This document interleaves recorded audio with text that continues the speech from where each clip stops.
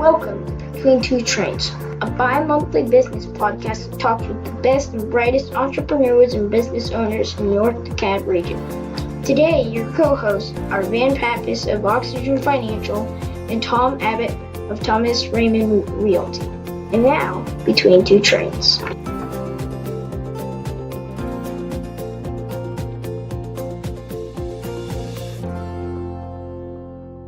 All right, welcome to another edition of Between Two Trains. We're so happy you're listening to us once again.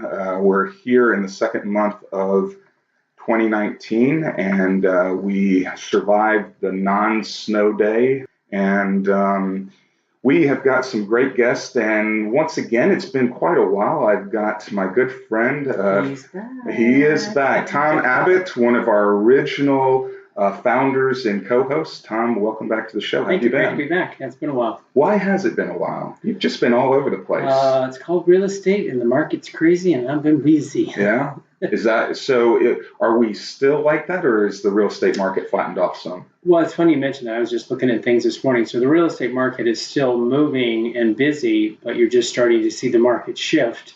So we're going from this period of put a home on the market and then be under contract in hours and multiple offers to this morning I'm looking at listings that have been on the market for 90 days, 120 days, 160 days already. They were listed back in just, October and haven't sold.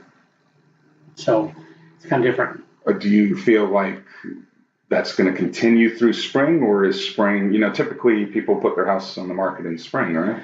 No, so what we're actually moving into is we're moving into a normal real estate market that nobody has seen for so long that people kind of forget what it is. And a normal real estate market is put your home on the market and it takes 30, 60, 90 days to sell it, not be, 5 or 10 offers and $15,000, $20,000 over the list price. So this should become the normal market, and we hope it'll stay that way.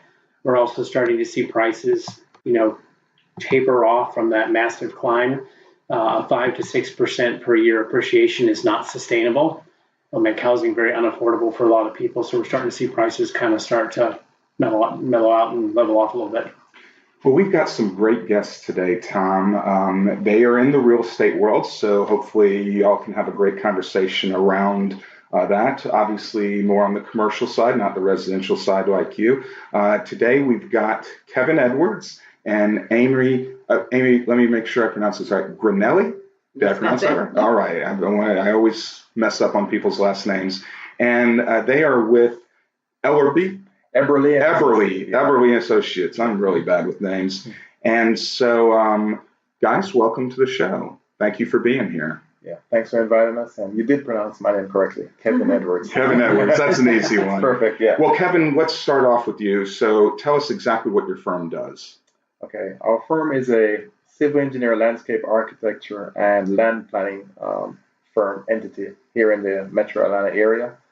I think my elevator speech has been, we prepare the sites to accept the buildings, and which means that we will do all, if an architect, owner, client has a new building, new construction to, for their use, then we prepare the site in terms of the grading, drainage, best fit, best economic use of your land to make sure your building works and functions properly. So that's a short spill. That's the short version. That's the short version, right? That's a lot of short version. Well, have you done a project? So now your business is not, you're located not right inside, but just right outside of Chamblee. We've had other guests come on. They've been right outside Chamblee. And it's funny, y'all are in a complex that actually has Chamblee in the name, right? What's the name of it? The District at Chamblee. The District at Chamblee, which is not actually in Chamblee. It's in the part of the area on the other side of 285 that wants to be annexed into Chamblee. We love people wanting to come in, and hopefully one day you can say that the district is actually in Chamblee. Right. But tell us, have you done any projects actually inside the city of Chamblee? Is there one that you've done that you say, hey, we were part of that? Or But before even saying that, let me add that our office was actually in Chamblee for 10 years. We were right there on Claremont Road. We just moved in. Oh, okay. This month, February will be 1 year since we moved outside. And, at the time, that was when the negotiations were being done to incorporate our new park into Chamblee. So our heart is here in Chambly. Okay. It has been for 10 years. What caused that move? Was it just you needed more space, or because Chambly is starting to rise in value, that the rents or whatnot were higher? Did y'all own the building, or did you? Yeah. So the building we were in, we actually owned it.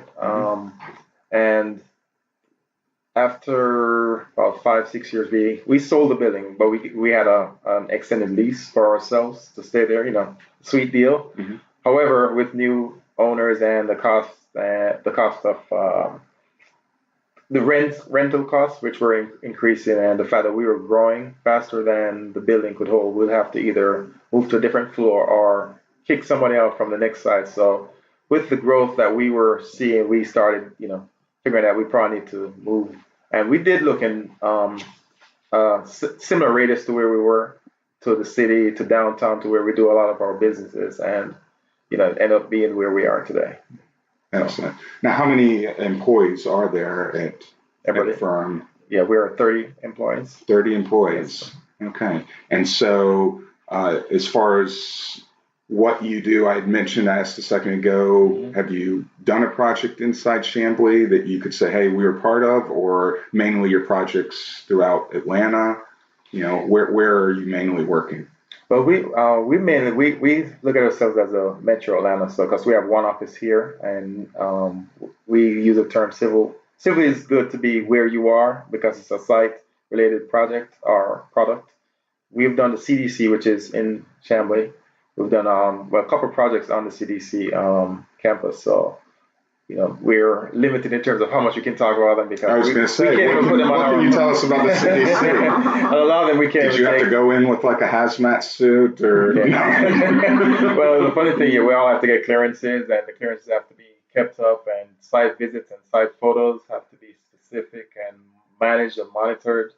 After the projects are done, we're not allowed to have a certain level of, project photography because even for us to put that out there. So right, we've done several projects on the campus, and which else? You did some planning stuff for the downtown. Yeah, and actually downtown. the project or the site that's Ingersoll Rand, sorry, across from that's a mouthful. Across from the post office. We've looked at that site a few times for different developers. We have, second phase drawings to where we're going to put utilities for previous developers. So we've looked at that site, and a couple other retail projects we've looked at through the city. Right now we're looking into being on the teams to pursue the work over by the golf course. The Jim Hearn. The city bought the city bought the Jim Hearn golf range, and their plans are to move. Tom, I'm not sure if you're familiar with this. The city is going to move the police public safety building over to Beaufort Highway there. So y'all are in talks with trying to be as part of that project? Yes, because because a lot of times, and something that is pretty interesting what we do, we're called on to look at several sites even before projects get going. So that's actually a site where we knew the seller, the previous seller, and we've probably done 5-6 studies on that site for different buildings. That's a floodplain, isn't it? Yes, it's always been an interesting comments. And the worst thing is, the county had upgraded their flood study. So when we did our initial study of that site and came back a couple of years ago, we had to give more information that the floodplain actually changed, not necessarily in the good. I mean, it's the newer studies.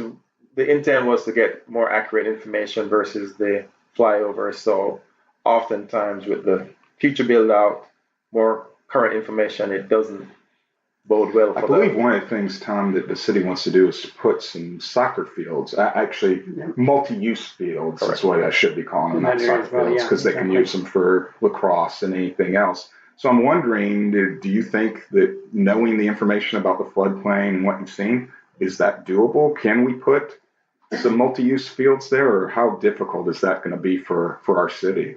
So with the question of the fields, I think that's a great location for fields, because a lot of soccer fields, based on the use of land, the size of the fields, when you're not playing soccer when it's flooding most times. by choice. So it's typically a good use for fields, long flat fields for that. The only concern I would have is more so if it's fields being used for tournaments or big groups coming and going after the public safety building and the parking that's allotted for that, which will have to be outside of the floodplain. How much parking are you going to have available for Great moms and question. pops and That's a great so question. that would be Because interesting. let's be honest, the Jim Hearn golf range didn't have a lot of parking spaces because you would only have maybe a half dozen to a dozen Correct. people there at any given time. But you're right, if it's a lacrosse tournament, you could have 100 people there. Correct. And you're not going to be running across Buford Highway too. You're not going to park in the Oh yeah, so, ooh yeah, parking think across about the that. street, that's a 6-lane highway. correct. So that would be the fields I think is So that's an interesting challenge. I never thought about that.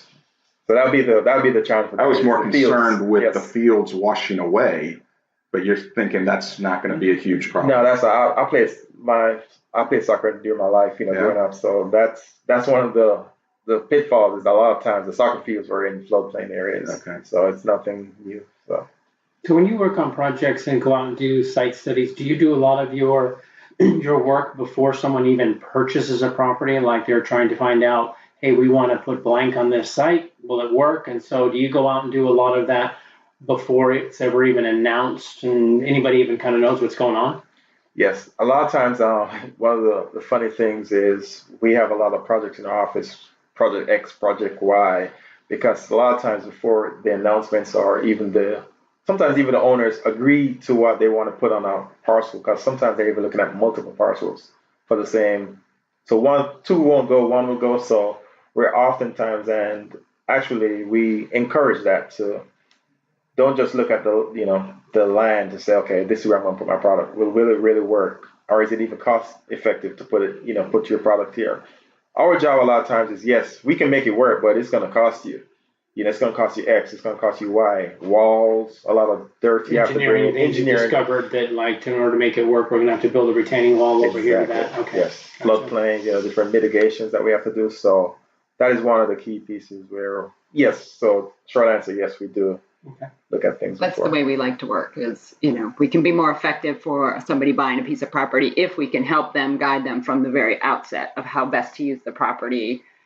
What are the stormwater requirements? That Do you find usually in your business that if you do that study that developer, person, company, whatever, continues to work with you, or does it happen that you'll do a project, you'll do all that work, and then they hire someone else later, like when they move the project forward? How does that kind of work? To me, that's more the 80-20. So 80% of the times, because the people who invest in doing the true due diligence on a parcel, and you give them the information, good or bad, and then they made their assessment, it's more prudent for them to come back to you and say, okay, take this from here versus having to allow someone to get caught up to where you left off. Makes sense. So yes, 80% of the time, that's how it's set up.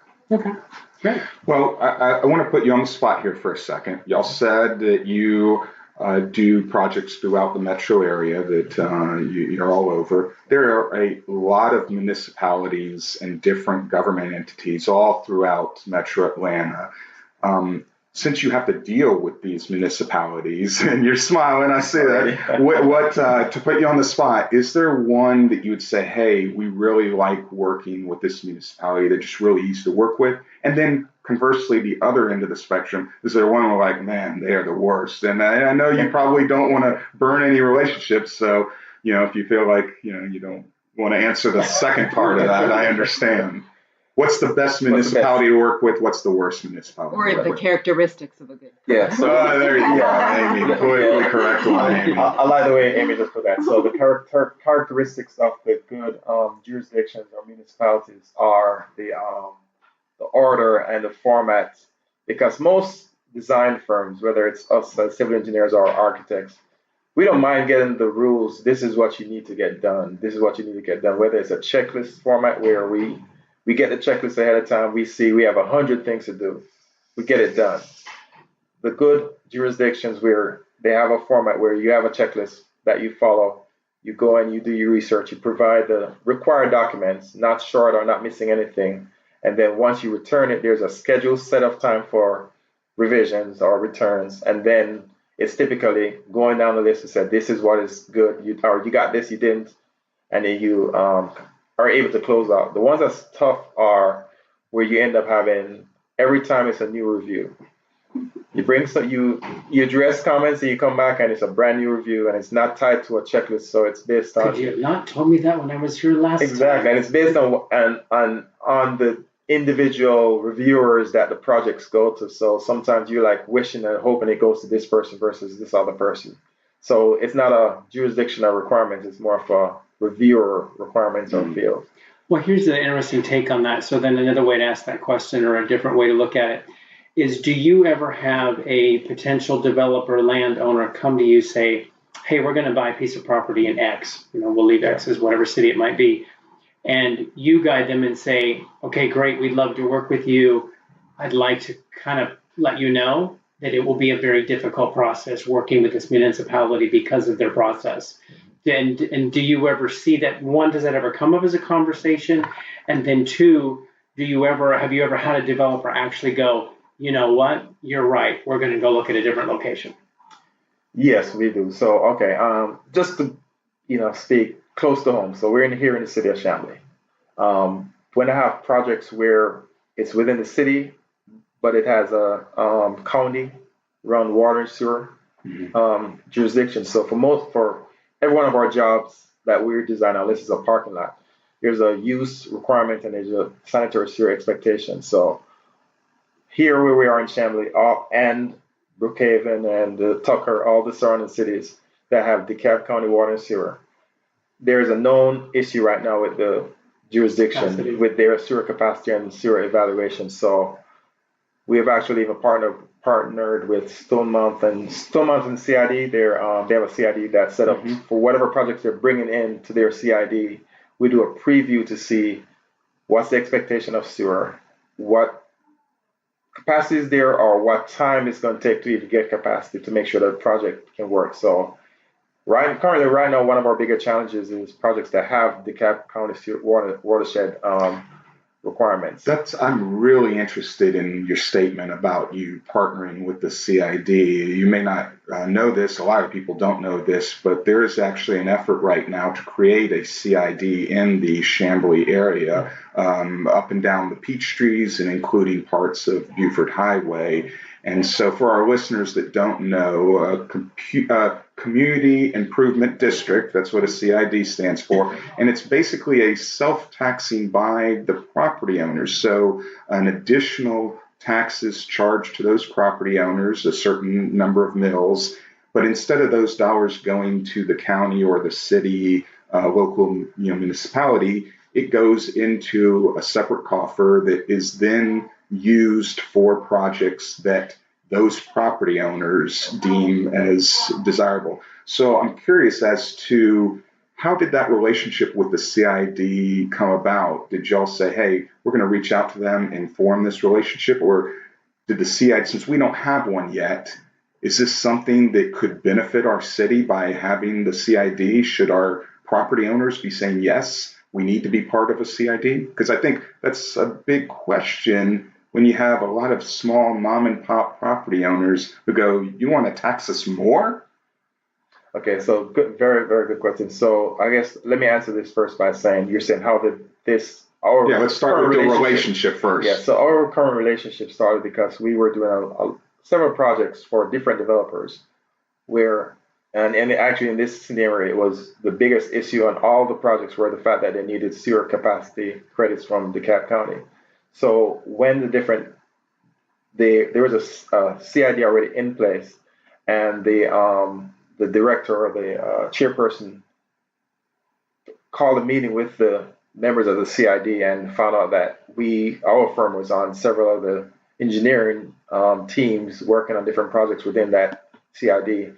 So they asked us to come in and just say, overall, to not only the ones who know, but to the ones in our CID who don't know what you guys are going through, let us see if we could come together and speak so they can hear what the expectations are. So with that, and just fast forward, what that allowed us to do was to identify the area, one, two, identify the challenges that were everyone that was in that CID, if they did a new project, even if they weren't doing it then, if they were planning to, they knew exactly what they were going to be up against. And what it also allowed us to do is we actually went to DeKalb County and said, this is not a one owner or one project that's coming.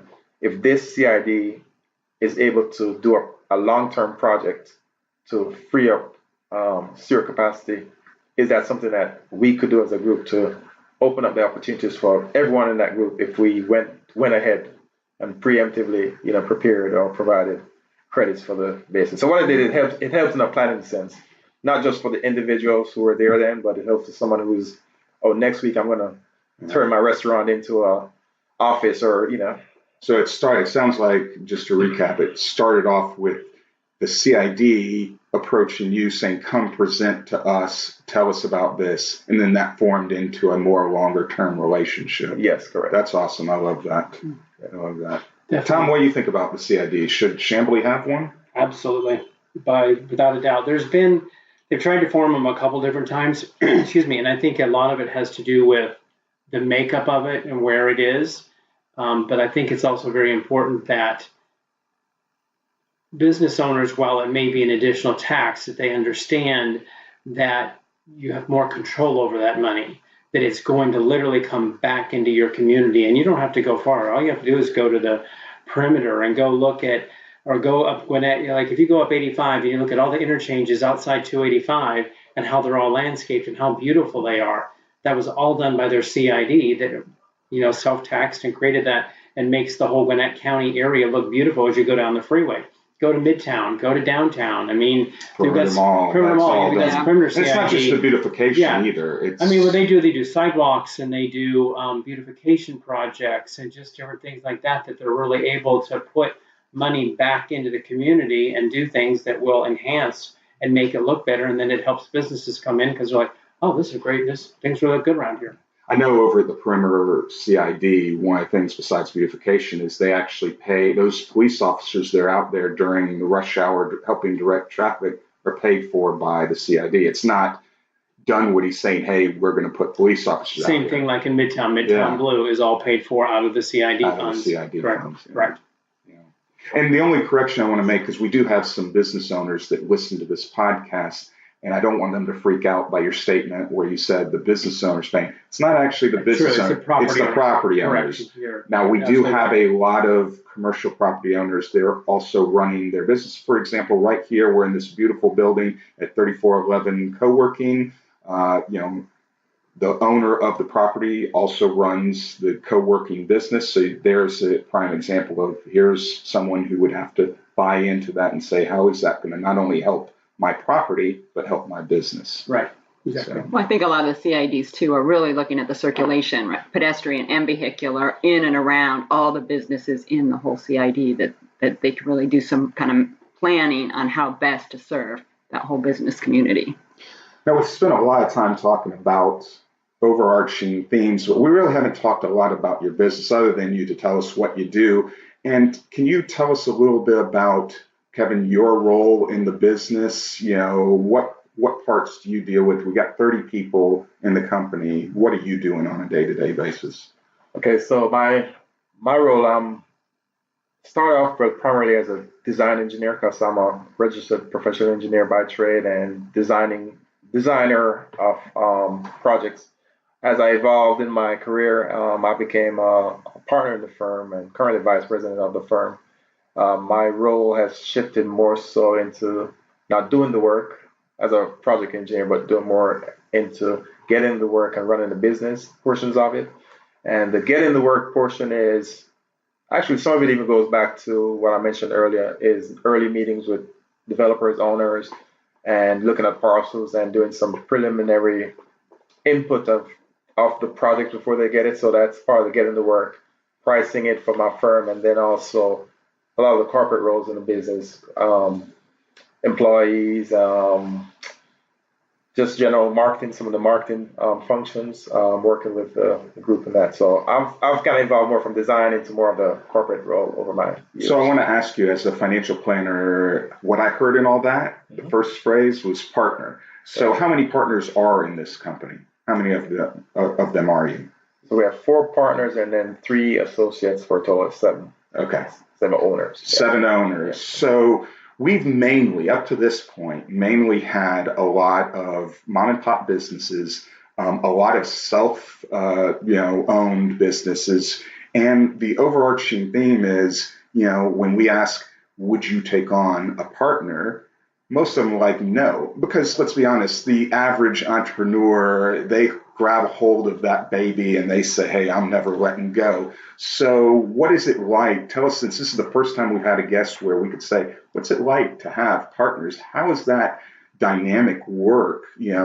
How do y'all function together? Do you meet regularly and say, all right, here's what we got going on this month and vote on stuff? Or does everyone sort of have their own little fiefdom? No, so I mean, in my opinion, the fact that our firm is 30 people and we have 7 owners with 4 partners, it's a unique mix in that we're a small firm, but we feel like we run the firm in terms of the decisions. We do our strategic planning. So to me, it's a good mix because I know original Dan Eberly, who the firm is named after, he was 100%. At some point in his transition, he figured, I could be worth more than being a one-man owner, $1 million firm, to the number of owners we have now approaching $8 million. So more buy-in at that point. Yeah, so we have more buy-in. We have profit sharing. So we set targets, and based on us achieving the targets or not, then we can feel and have the actual be compensated for the effort. So each of us have a portion of the firm. That's why I mentioned running the business, doing the work, or getting the work. We all buy into some portion of that, or some dual portion of that. And as an owner, we're always saying, okay, you're now an owner. Which 2 pieces of this do you want to take charge of? Sure. So.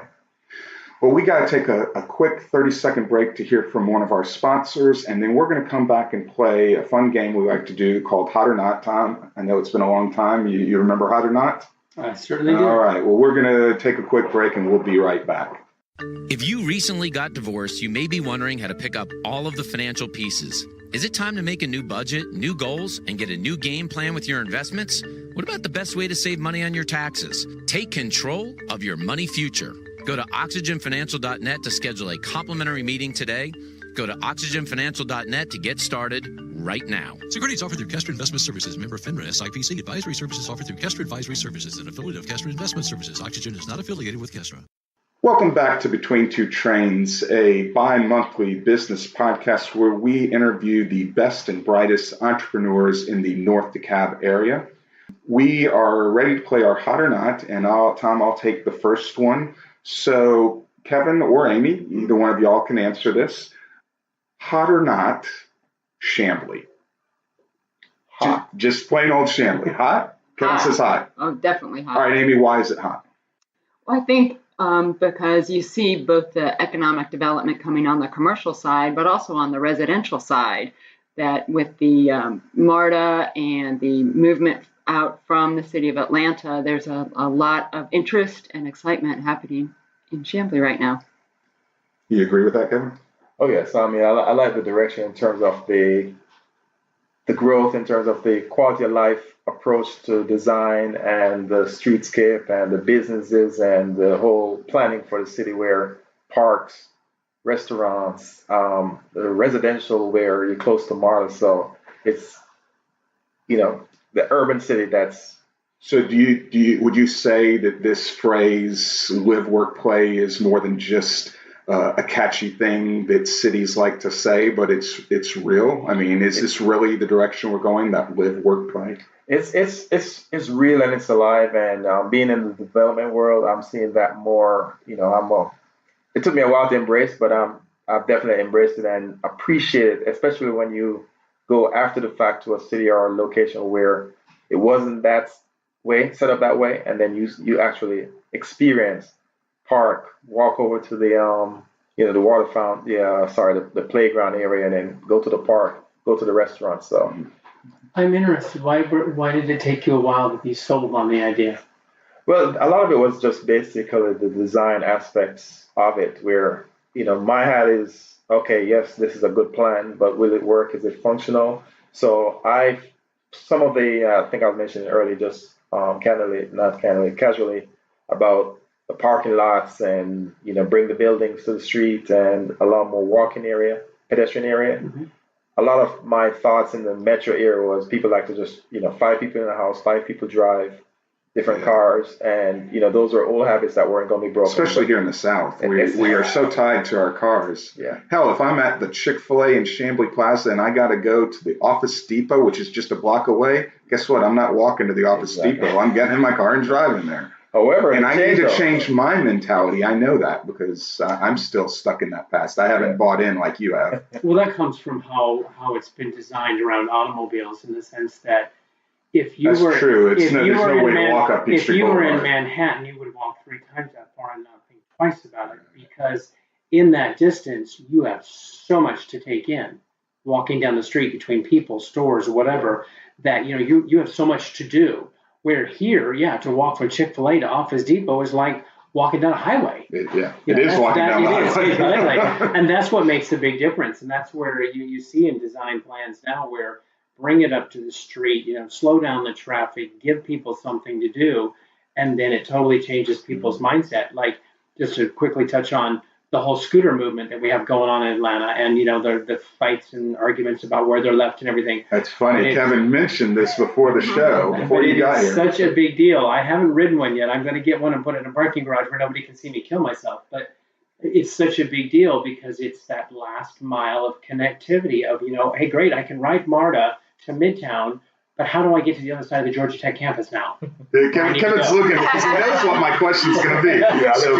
Before the show, Kevin and I were talking about this, and Kevin is not sold on the scooter movement, that he's hoping it's just a fad, right? Yeah, and the reason my apprehension with that is, I was in South Beach recently, and just different places where it's, every other person had a scooter, and it just was a conflict and confusion in terms of, where do the scooters ride? Are they on the sidewalks, or are they in a 4-foot strip on the street? And with the fact of, like, at that time, I was trying to walk and, exercise, get my pedestrian exercise work on, and there was such a conflict of understanding what goes where. So where they belong. Oh, and you're absolutely one. That's probably exactly what's going on in Midtown right now as well. And it's exactly that. It's like they're not, when I talk about the scooters, I'm not talking about your motorized one. I'm talking about those little, tiny ones. And the thing with them is like, you don't want to be riding that down the street or on the downtown connector, as you've probably seen the picture of one that was on the downtown connector. But you also, don't want to be on the sidewalk. So where do I go with that thing? And exactly what design needs to happen, and it probably needs to happen sooner rather than later, is you need to start looking at streets that are designed with a bicycle path, which we've been talking about for years, and we're very slow. And like even Chamblee, as they're doing design now, like around the MARTA station, we need to keep that in mind, that as they start doing sidewalks and stuff, hey, let's leave room for a bike lane, because those scooters will be out here too. And it will make Chamblee that much more desirable if you come into the MARTA station and you need to get all the way over to, someplace on Peachtree Boulevard. Boom. You want to have Tom, we have time for one more hot or not. Do you have one to throw in? Yeah, real quick. I'll do this. Is the customer always right? Ooh, and this is interesting because you don't have traditional customers. No, we don't. So we are a service provider, so our approach is the customer is always right. However, it's still not, because the challenge is, they're not always right. They're not always right. And we, they always say, like, designers are the bearers of bad news. So we, based on our role, we're not the artistic. We're the engineers of what can go, what can go here from what cannot. So we have to present the exact facts of, this is what you have, this is what you deal with, and then work backwards to say, with what you have available, this is what you can get, and it may be at this cost. Are you willing or able to deal with that? So right. Most times it's not the first thing the client wants that they come in and they get because of that, and we are always ended up having to say, well, not really. This piece of land has been here for 40 years undeveloped because of this reason. There's a reason nothing's been built here yet, right? Yeah. Well, Kevin, Amy, thank you so much for coming on the show. We really appreciate it. And you can catch us in 2 weeks where we'll have another great entrepreneur for you. In the meantime, go back and listen to some of our old shows. If you're on iTunes, Google Play, Stitcher, you can check us out on there, or just go to our website at betweentwotrains.com and check out all of our old episodes. Tom, thanks again for co-hosting. Let's not make it 6 months. Right. Let's get you on here again We'll do it. a lot quicker. And thanks for listening.